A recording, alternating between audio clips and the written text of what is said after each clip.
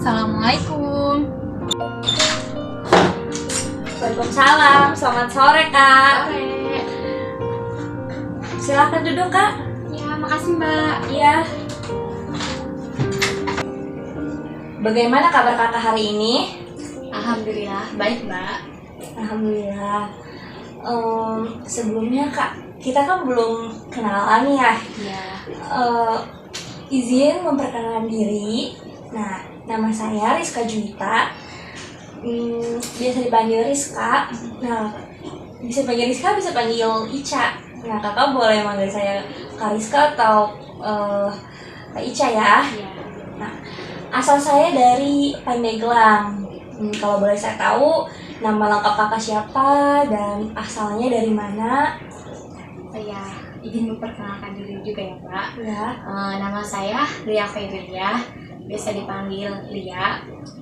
Asal saya dari Cigesal. Tapi saya boleh manggil Mbak dengan Mbak Ica. Boleh, dan saya juga boleh manggil kakak dengan Kak Lia ya. Oke, boleh. Oke. Sibuk apa aja nih Kak sekarang nih? Kuliah atau kerja? Kuliah sih, Kuliah. Semester berapa Kak? semester 3. Oh, udah mulai ini ya, sibuk ya. Lumayan sibuk. Oke. Kalau boleh tahu Kak, kakak kesini tuh karena saran dari orang lain atau keinginan kakak sendiri kesini gitu? Keinginan sendiri. Oke. Kira-kira kakak tuh kok tahu lembaga ini tuh dari mana gitu? Jadi gini ya Mbak, emang saya tuh pengen lagi perlu layanan konseling ini, dan saya bingung gitu harus kemana saya melakukan layanan konseling ini. Dan akhirnya saya buka website layanan konseling, terus saya menemukan lembaga ini Mbak, dan akhirnya saya cari tuh alamatnya di mana, dan akhirnya saya menemukan. Ya udah, jadi saya langsung datang aja ke sini gitu Mbak. Sebelumnya Kak Alia ini apakah sudah melakukan konseling sebelumnya di tempat lain atau bagaimana Kak? Belum pernah sih. Jadi ini baru yang pertama kali ya Kak ya? Iya, betul. Oke. Pertama kali dengan saya, ya sesuai konselor baik. Karena kakak baru pertama kali nih, izinkan saya menjelaskan sedikit definisi dari konseling. Boleh kan? Boleh. Baik. Jadi konseling adalah proses memberikan bantuan yang dilakukan dengan cara wawancara ya oleh tenaga ahli atau profesi, yaitu konselor, saya sendiri, dan dengan seorang klien atau konseli. Nah, itu Kak-Lia ya. Nah, dalam konseling juga ada yang namanya konseling individual. Nah, jadi konseling individual adalah layanan, bimbingan, dan konseling yang dilakukan dengan cara face to face atau tatap muka, yang lebih individu lah sifatnya ya, yang lebih individu. Ada yang namanya konseling individual Kak. Jadi konseling individual adalah layanan, bimbingan, dan konseling yang dilakukan dengan cara face to face atau tatap muka yang sifatnya lebih individu lah gitu ya, yang seperti kita sedang lakukan sekarang ini ya Kak. Ya. Nah, dalam mereka juga ada nih tujuannya. Nah, tujuan itu untuk memandirikan kliennya supaya berpikir jernih. Nah, kemudian dalam bimbingan konseling juga ada asas-asas yang harus kita sepakati bersama. Nah, ada asas kerahasiaan. Jadi kalian ini gak perlu khawatir, gak perlu worry ya kalau data keterangan kalian itu akan tersebar gitu. Tidak mungkin gitu, karena ini merupakan kunci dari konseling. Jadi asas kerahasiaan itu merupakan hal yang terpenting gitu dalam konseling. Nah, kemudian ada asas keterbukaan. Jadi kalian ini bercerita ya, jadi kayak ya udah cerita aja gitu, jangan ada yang ditutup-tutupi ya, supaya proses konseling ini berjalan dengan lancar.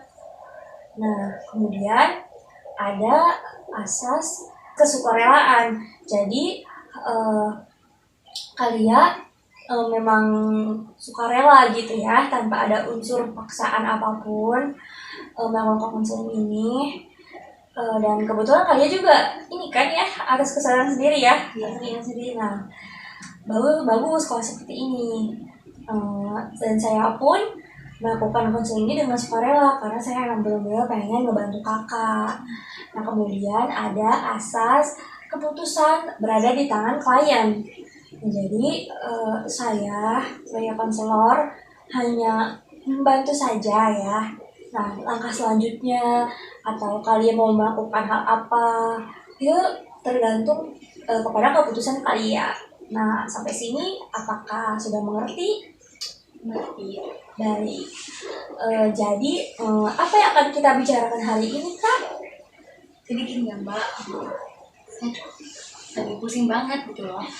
Kayak saya tuh lagi gimana ya, nggak nyaman lah berada di rumah. Pusing yang seperti apa yang Bali rasakan? Jadi gini loh Mbak, saya tuh kan kayak orang tua saya tuh kurang percaya gitu kepada saya. Jadi ketika saya ada di rumah pasti orang tua tuh kayak sering marah gitu ke saya gitu loh, karena itu membuat tidak nyaman gitu loh Mbak, saya berada di rumah gitu. Sejak kapan Mbak Lia merasakan ingin marah-marah? Udah lama sih Mbak, saya tuh kayak memendam ini gitu loh. Ini 1 bulan yang lalu, maksudnya kayak mama saya tuh sering gitu marah-marah, tapi ya udah sama saya jalanin aja kayak nggak dipikirin aja lah. Tapi semakin kesini saya juga capek gitu loh Mbak, dimarahin terus menerus, akhirnya membuat saya tuh kepala saya pusing gitu. Sejak 1 bulan yang lalu saya tuh merasa kayak gak nyaman gitu. Yang awalnya saya di rumah tuh nyamanin gitu ya, walaupun mama saya sering marah, tapi lama kelamaan kalau digituin terus menerus membuat kita gak nyaman ya kan Mbak. Jadi begitu Mbak yang membuat saya kayak pengen melakukan konseling gitu. Baik. Hal apa nih ya yang membuat mamah kakak itu marah kepada kalian? Jadi gini ya Mbak, saya kan orangnya banyak kegiatan gitu, jadi sering pulangnya sore atau mungkin lewat dari maghrib. Dan apa ya, mama saya tuh kayak orangnya benar-benar harus disiplin. Ketika kata mama saya harus pulang jam segitu, misalnya jam 5 kita harus ada di rumah, ya harus di rumah. Tapi kan kita berkegiatan gitu loh Mbak, Banyak kegiatan iya, lah banyak gitu ya. kegiatan gitu loh Mbak. Gak mungkin dong ketika kita ada kegiatan jam 5 kita belum beres harus ada di rumah, ya gak mungkin banget gitu loh Mbak. Maka dari itu kayak saya tuh sering kayak pulangnya jam 6 gitu, maksudnya kayak lebih dari lewat 30 menit gitu lah dari jam 5. Tapi tetap aja mama saya tuh bilang ya udah, kalau kata dia jam 5 ya udah, jam 5 harus ada di rumah gitu. Nah, kalau boleh tahu nih, organisasi apa yang diikuti kalian ini ya? Jadi gini, sejak SMA nih ya Mbak ya, saya tuh orangnya bukan sejak SMA sih, dari MTS mula nih. Saya mengikuti organisasi itu pramuka, OSIS sama drum band gitu, musik ya. Di situ kan saya sering latihan pulang sore gitu ya nggak sih. Terus udah gitu tuh kayak kalau kita sering ikut lomba, emang kalau misalnya ada lomba tuh kayak pulangnya sampai maghrib baru pulang tuh. Di situ kayak gimana ya, namanya juga mau lomba gitu, lomba wajar nggak sih kita kalau Iya. mau lomba tuh latihan digencer gitu sampai maghrib. Nah di situ kayak saya mulai kayak dimarahin kayak mama saya, kayak mulai mengekang saya gitu, kayak jam segini harus pulang gitu. Mama saya mengizinkan, kayak anaknya pengen ikut organisasi, kayak banyak kegiatan, ada kegiatan, cuman kayak gimana ya, dia tuh ya udah jam segitu gitu harus pulang jam 5 gitu ya. Saya waktu itu dikekangnya sampai jam 5 tuh harus pulang. Kamu ikut organisasi tapi jam 5 harus pulang, kayak gimana sih mbak gitu. Kita ikut organisasi tapi jam 5 harus pulang gitu. Yang lain kadang udah apa ya, kayak belum waktunya pulang tapi saya udah izin pulang loh. Kayak gimana ya mbak, kayak malu, mungkin saya malu, tapi juga saya kayak masih kayak patuh ke mama saya, kayak masih menuruti lah kayak peraturan yang dibuat mama saya. Tapi itu saya selama apa sih namanya, MTS tuh saya selalu dikekang.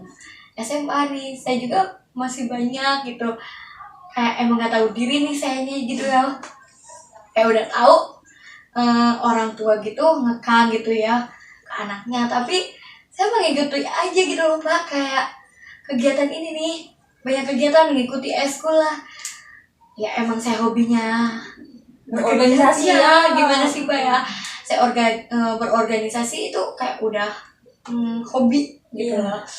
Nah SMA tuh saya mengikuti organisasi-organisasi. Nah di situ saya tuh kayak emang lebih padat gitu. SMA tuh saya mengikuti OSIS, mengikuti pramuka sama English Club. Di sini tuh terus lebih padat aja jadwal saya. Kayak emang setiap hari tuh kayak pulangnya sore gitu. Mbak tahu sendiri kan OSIS tuh kayak gimana. Iya sibuk banget lah ya. Sibuk banget, kayak rapat, mau ada acara ini rapat lagi. Nah di situ kayak emang mama saya tuh harus tahu kayak jadwal saya tuh eskul ini hari apa aja gitu loh. Saya kan di eskul sebenarnya kayak pulang sore tuh ya hari Jumat sama hari Rabu sama hari Selasa. Nah 3 hari lainnya padahal kayak asar tuh udah pulang gitu ya kan KBM saya sampai asar doang gitu. Tapi karena saya mengikuti OSIS nih, kadang ada aja rapat gitu. Karena kan di OSIS ini banyak banget program gitu. Tapi kan kita harus menjalani program ini harus ada rapat dong. Gak mungkin kita menjalani program kayak langsung aja tanpa ada rapat. Nah di situ saya kayak rapat aja. Intinya hampir setiap itu masih minggu full saya. Gak pernah di rumah, kayak ke rumah tuh emang tidur gitu. Waktunya tidur tuh. Udah di situ kayak saya kelas 1 tuh gini, jam 5 tuh masih nurut kayak MTS. Gimana sih mbak, masih nurut jam 5 harus ada di rumah. Tapi lama-kelamaan saya tuh kayak mulai mengekang, kayak mulai apa ya, Mulai dikekang. bukan dikekang, Mulai terasa tertekan gitu. Saya capek gini, kayak saya tuh pengen gini loh, kayak pengen kayak orang lain, bebas gitu, kayak percaya sama anaknya gitu loh mbak. Siapa sih anak yang gak pengen dipercaya sama orang tuanya gitu loh. Jadi saya pengennya gitu, kayak orang tua saya tuh percaya kepada saya gitu. Kayak saya juga nggak ngelakuin apapun gitu. Saya cuma hal negatif gitu ya kayak. Saya juga ngelakuin hal positif kok, berorganisasi gitu loh mbak. Nah itu kan organisasi yang di SMP dan SMA ya Mbak yang Mbak ceritakan ya. Kalau organisasi yang di kuliahan sekarang nih, kira-kira organisasi apa aja ya Mbak yang diikuti? Saya mengikuti organisasi eksternal, terus juga saya mengikuti UKM sama HMJ gitu. Gimana ya, emang mulai sih terasa tertekannya banget. Cuman kayak saya tuh pusing loh mbak, kayak apalagi kuliah nih, tahu sendiri kan kuliah gimana, kayak perkumpulan kita tuh malam sore gitu. Emang kayak kuliah itu waktunya emang segitu ya. Nah udah gitu kayak saya tuh mulai dikekang, kayak mulai kalau sampai rumah tuh dimarahin. Gimana sih mbak, ketika kita pulang ke rumah kita tuh pengennya istirahat ya nggak sih, yang tenang. Kayak kita tuh pulang ke rumah itu karena rumah itu tempat ternyaman, kayak pengennya kayak gitu ya nggak sih, tempat istirahat kita ya nggak sih, ngituin beban masalah kita pusing gitu di organisasi, kayak banyak kegiatan capek lah.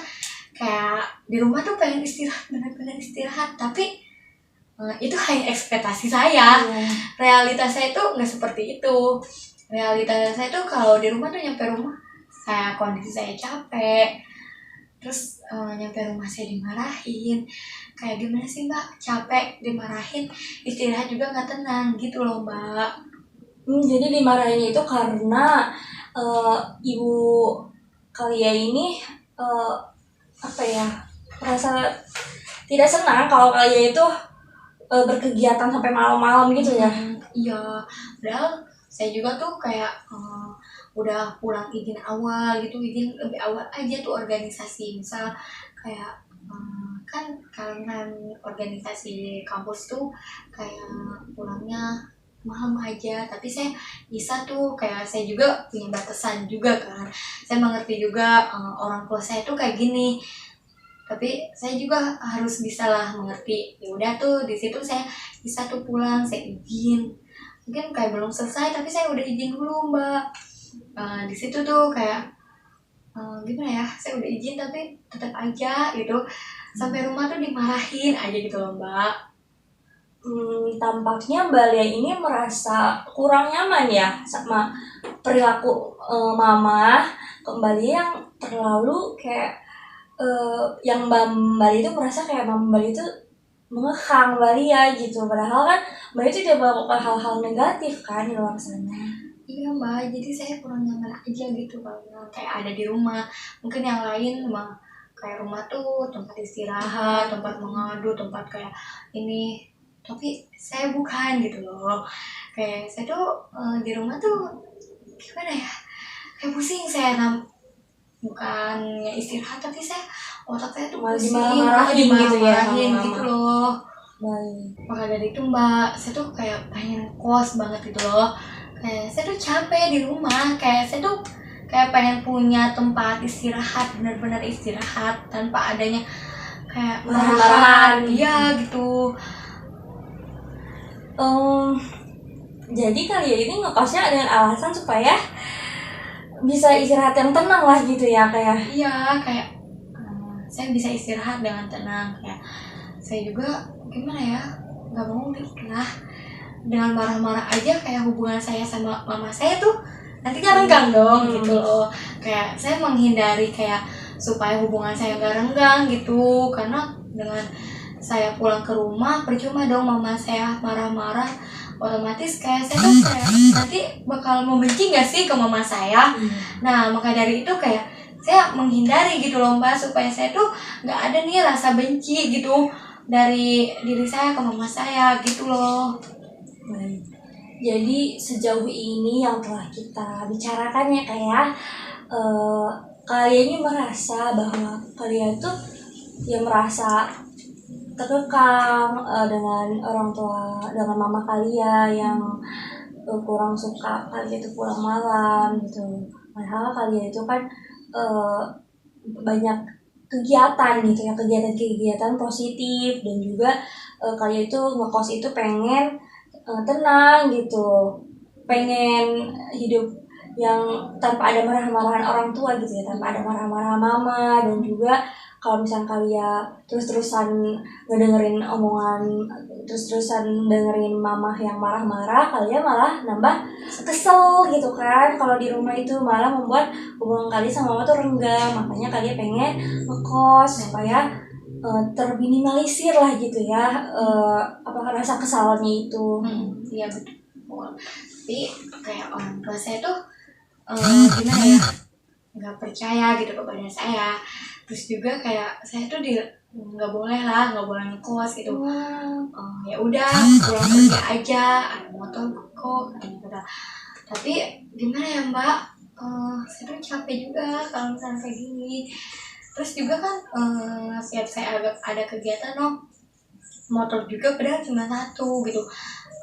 Itu kan di rumah maksudnya ada kakak saya gitu, gimana ya, jadi gonta-gantian gitu.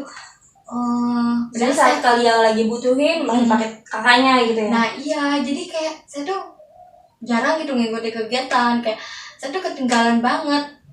Gimana ya, ya itu sih salah satunya juga. Ngekos itu supaya lebih dekat juga gitu ya, supaya saya tidak kalau misalnya kayak kita ngekos gitu, kalau ada kegiatan ya kita bisa jalan gitu ya nggak sih, nggak ketergantungan dengan motor gitu loh.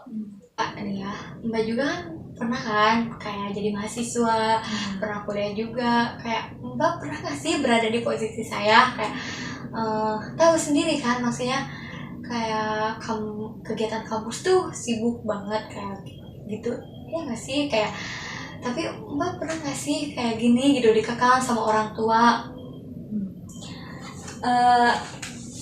Sebenarnya ya Bu ya, saya juga iya sama sih, sama kayak Mbak. Mungkin kayaknya kalau anak perempuan itu lebih dijaga mungkin ya sama ibunya itu. Jadi ya saya juga sama, saya merasa tertekan gitu sama ibu saya gitu. Kayak padahal saya tuh pulang malam itu tuh karena habis kerja kelompok gitu ya.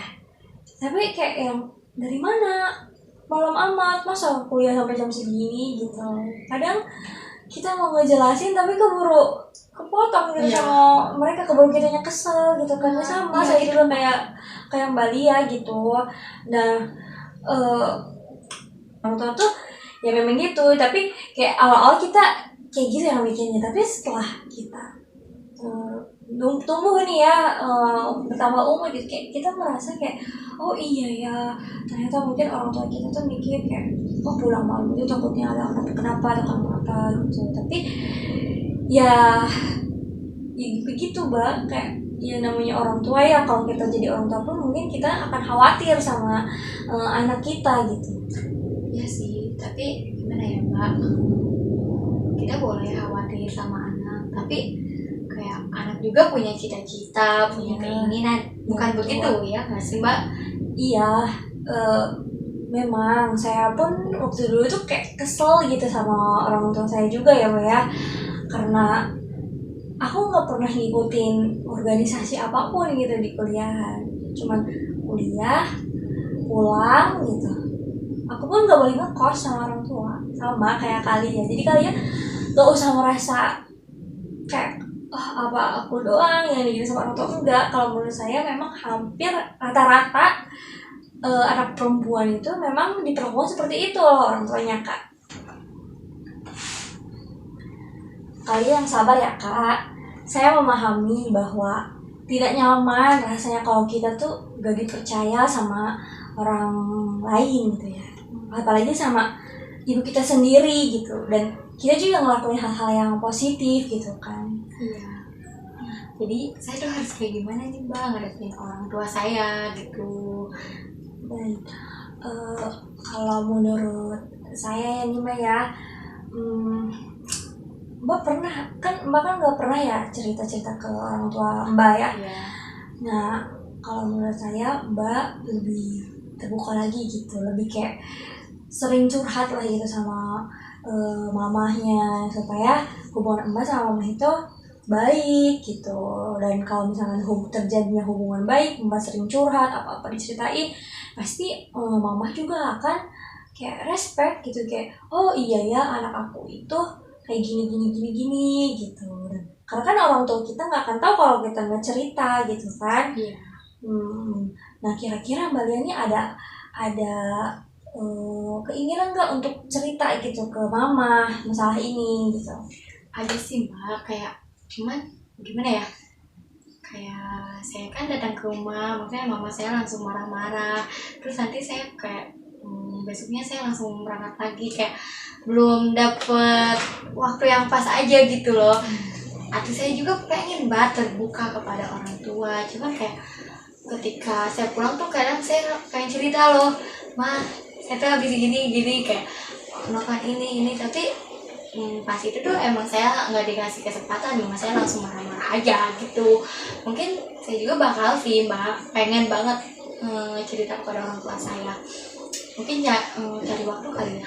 Iya betul Mbak, jadi Mbak ya cari waktu yang tepat, kayak ya ibu Mbak tuh lagi dalam kondisinya lagi baik lah gitu ya. Kadang orang tua juga Kak banyak masalah atau gimana, tiba-tiba mamah lagi banyak masalah, Mbak Lia datang malam-malam gitu, kayak nambah masalah kan. Nah mungkin iya angka baiknya Mbak Lia mencari waktu yang tepat gitu saat bercerita sama mama. Gimana ya saya ngomong ke mama sayanya, karena saya tahu mama saya itu orangnya bersikukuh dengan pendiriannya, kayak anaknya ngomong gitu kayak nggak di apa ya udah kalau menurut dia gitu. Jadi kayak gimana sih, saya juga kan pengen ngomong gitu tapi yang didengar gitu sama mama saya.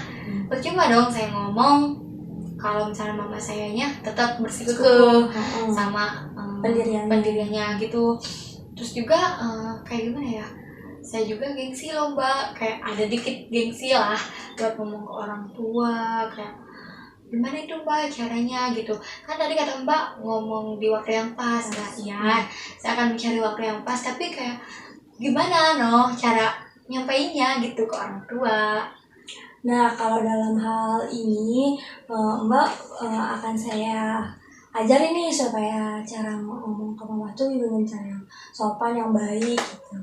Nanti kita di akhir-akhir konseling kita bahas bersama ya Kak ya. Nah, kalau dalam hal ini ada lagi nggak unek-unek kakak nih selain itu? Ada sih nih mbak, yang masih ada kayak gimana sih, orang tua saya tuh pengen anaknya aktif, pengen anaknya berprestasi, cuman ya tadi anaknya tuh nggak boleh kayak terlalu sibuk, nggak boleh nggak gitu kan. Maksudnya kayak gimana mau aktif kalau misalnya kita tuh dikekang banyak larangan lah misalnya ya. Iya, terus juga gimana ya, gimana sih yang mau ke prestasi itu aja yang nanya. Jadi sebenarnya mama kakaknya suka mengekang ya, tapi di sisi lain mama kakak juga bangga sama kakak kalau kakak tuh mendapatkan prestasi gitu kan. Nah prestasi ini tuh sebuah tuntutan atau ya emang kakaknya pengen berprestasi gitu? Nah ya itu mbak, mama saya tuh anehnya saya gini nih, jadi tuh saya tuh nggak boleh kayak terlalu sibuk, tapi saya tuh harus berprestasi ketika saya misalkan saya dapat gitu, kayak saya ikut lomba saya dapat, dia bangga gitu dengan saya. Tapi kan maksudnya kayak saya dapat misalkan dapat mengikuti lomba itu di suatu organisasi yang saya ikuti kan, maksudnya di situ tuh dengan lomba itu kan kita harus kayak mengikuti prosesnya gitu. Terus sendiri kan prosesnya itu kayak kita sedikit sibuk, kayak sedikit waktu kita yang digunakan untuk organisasi tersebut gitu loh mbak. Tapi saya tuh kayak ya udah kamu tuh jangan sibuk ke organisasi, tapi ketika saya dapat gitu ya prestasi di organisasi tersebut, mama saya bangga. Saya anehnya di situ kayak maunya mama saya tuh kayak gimana, anaknya mau berprestasi tapi anaknya nggak boleh sibuk gitu. Terus juga tadi untuk kekangan apa sih namanya, kayak tuntutan prestasi ya sih ada sedikit tuntutan prestasi dari mama saya. Yang saya lihat, kenapa saya bilang begitu, karena nih pas saya SMA awal-awalnya tuh saya dapat peringkat ke-1 ya mbak. Terus tiba-tiba peringkat saya turun tuh. Maksud saya kayak gimana ya, tapi mama saya menyalahkan organisasi saya gitu loh mbak.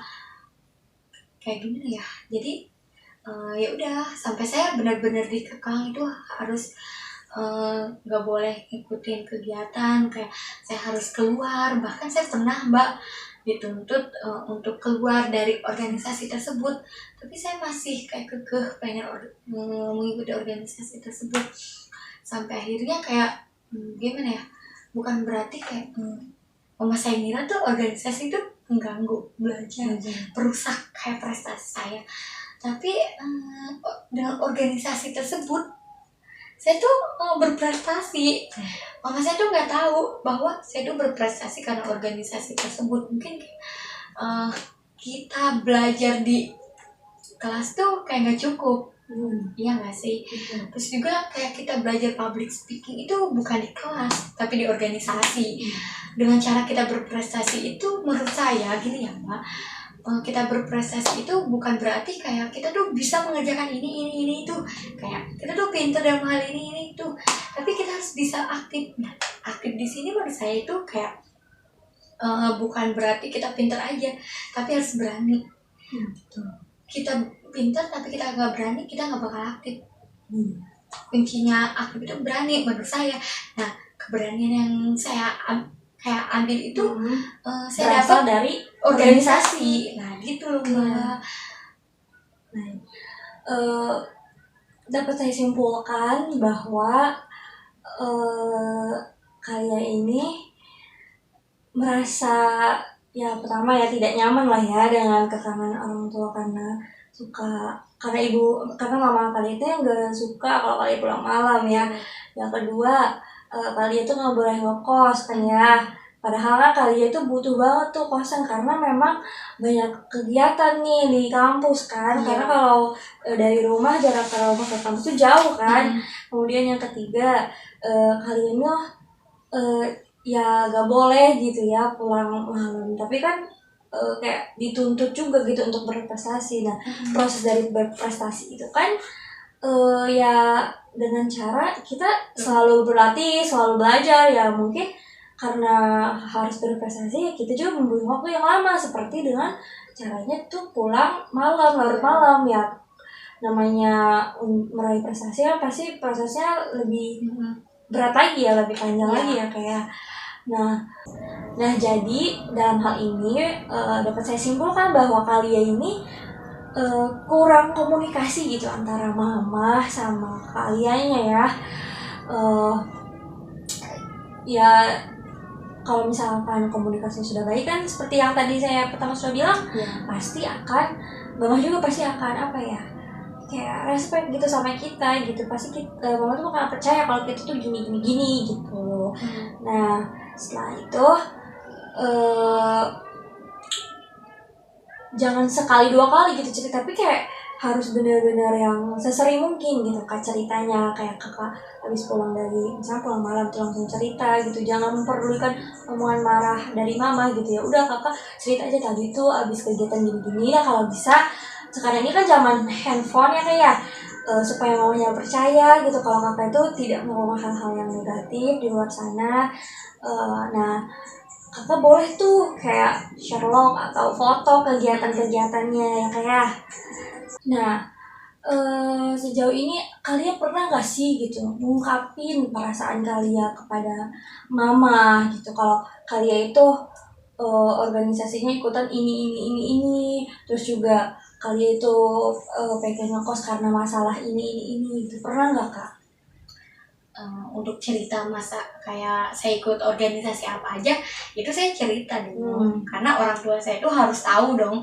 Kayak orangnya benar-benar harus tahu anaknya ikut organisasi apa aja, terus kayak organisasi itu apa aja. Tapi ketika saya ceritain mah gitu, kayak organisasi kampus tuh emang sering pulang malam gitu, bukan berarti kayak kita pulang malam tuh kayak anak nakal gitu. Kita tuh lagi intinya kayak melakukan hal positif lah pulang malam juga.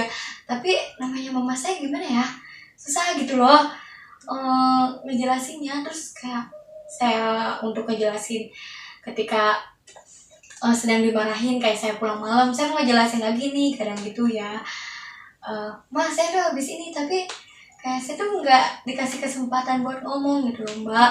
Mama saya tuh selalu nyerocos gitu, kayak gimana ya.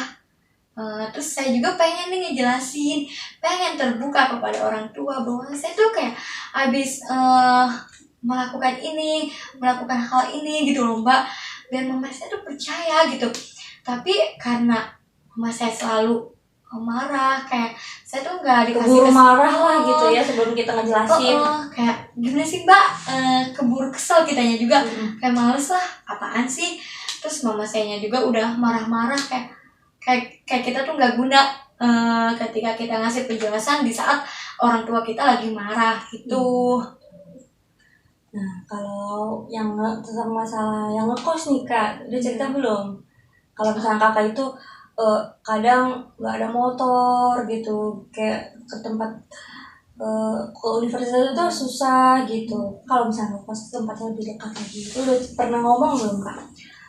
Udah sih, udah pernah kayak mah pengen kos gimana ya, karena motor juga cuma satu gitu. Kayak saya juga punya kegiatannya banyak gitu, kayak gitu. Terus tapi mama saya tuh udah di rumah aja, kan masih offline, ya masih online gitu, bukan offline. Kuliah juga masih online gitu. Ya udah di rumah aja, kayak ganti-gantian aja sama teteh kayak gitu kan. Tapi kadang si teteh saya tuh nggak ngerti gitu loh. Saya tuh ada kegiatan loh. Ayo ke kampus, misalnya ke kampus, kayak antar ke kampus. Tapi dia juga egois, kayak lebih mentingin diri dia sendiri. Kayak saya tuh kayak merasa di rumah tuh kok saya gini banget ya, kok mama saya nggak ngebela saya gitu. Saya juga ada kegiatan loh, kenapa mama saya nggak yain aja gitu teteh saya gitu. Tapi saya juga ada kegiatan di sini gitu loh, maksudnya saya juga pengen dimengerti gitu loh mbak. Gimana sih rasanya pengen dimengerti sama orang tua, kayak saya ngerasa tuh orang tua saya tuh kayak lebih ngertiin teteh saya saja gitu. Jadi kalian merasa bahwa kalian tertekan gitu ya sama mama, karena nggak boleh pulang malam, nggak boleh ngekos gitu ya. Padahal kan ya kalian nggak ngelakuin hal-hal negatif gitu di luar sana ya. Iya, sedikit tertekan lah mbak, pasti. Karena kita kan tadi yang saya mau bilang, mama saya tuh pengen percaya kepada saya gitu. Maksudnya kayak percaya aja bahwa anaknya juga nggak bakal kok kayak bermain hal negatif gitu loh. Baik. Jadi yang diinginkan kalian itu mama itu diem aja gitu saat kalian pulang malam gitu ya kayak? Gak gitu juga sih mbak gitu. Maksud saya kalau misalnya wajar sih, saya juga ngerasa bahwa mama saya khawatir. Karena orang tua ke anak masa sih nggak khawatir. Tapi yang saya inginkan tuh kayak mama saya menasehati saya, tapi jangan dengan emosi gitu loh mbak. Kayak bisa kan kita tuh ngomong baik-baik. Ketika mama saya ngomong baik-baik, saya juga akan cerita gitu, saya juga akan jelasin. Nah di situ kan saya bisa gitu ngomong kan, makanya kayak bercerita ke mama saya bisa lebih baik gitu. Tapi ini kalau misalnya dengan emosi, ya saya nggak bakal bisa cerita gitu ke mama saya, karena kalau dengan emosi mama saya pasti nanggepin saya emosi juga, nggak bakal diterima tanggapan saya gitu. Saya setuju dengan perkataan kalian gitu. Jadi mama ini kalau kalian cerita jangan marah-marah lah gitu. Jadi kayak sebelum dia cerita tuh mama tuh jangan marah-marah gitu ya.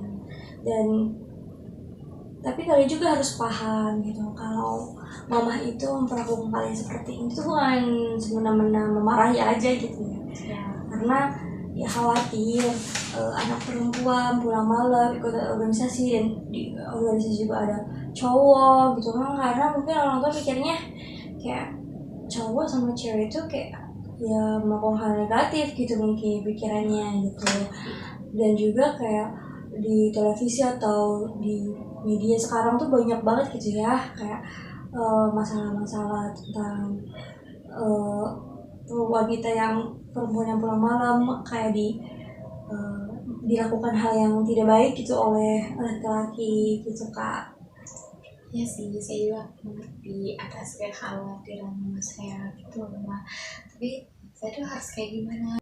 Jadi permasalahan ini tuh bisa diselesaikan dengan cara Kak Lia ngomong baik-baik sama ibu, sama mama ya, sama Kak Lia. Dan juga Mbak Lia mau kan komunikasi yang baik sama ibu tanpa ada rasa marah-marah gitu ibunya. Ya mau nggak mbak? Baik, kalau seperti itu nanti kita latihan cara berkomunikasi yang baik ya kak ya. Tapi di sesi selanjutnya ya, bukan di sesi ini. Sampai sini kalian udah merasa tenang, lega, atau masih ada yang mengganjal gitu? Saya merasa lebih tenang sih mbak, karena kayak saya bingung kan, waktu itu saya harus bercerita ke siapa, kayak harus mengeluarkan unek ke siapa, kayak harus minta saran ke siapa. Dan akhirnya kayak Mbak bisa menenangkan hati saya, Mbak memberi saran kepada saya. Jadi gimana sih Mbak, ketika kita bercerita kepada orang tentang masalah yang selama ini kita pendam, itu pasti rasanya plong banget gitu loh, tenang gitu. Baik, terima kasih juga kepada Mbak Lia, pada kalian udah mau bercerita sama saya, udah percaya sama lembaga ini. Pasti kami akan menjaga data keterangan dari Mbak ya Mbak ya, Mbak gak usah khawatir ya. Ya, makasih juga ya Mbak karena udah ngedengerin ocehan saya ini. Masih juga kepada Mbak Lia karena Mbak Lia itu udah mau bercerita gitu ya. Itu merupakan satu langkah yang baik untuk depannya ya Mbak ya. Sampai ketemu nanti di pertemuan di sesi kedua ya Kak ya. Baik, terima kasih ya Kak ya. Makasih ya Mbak.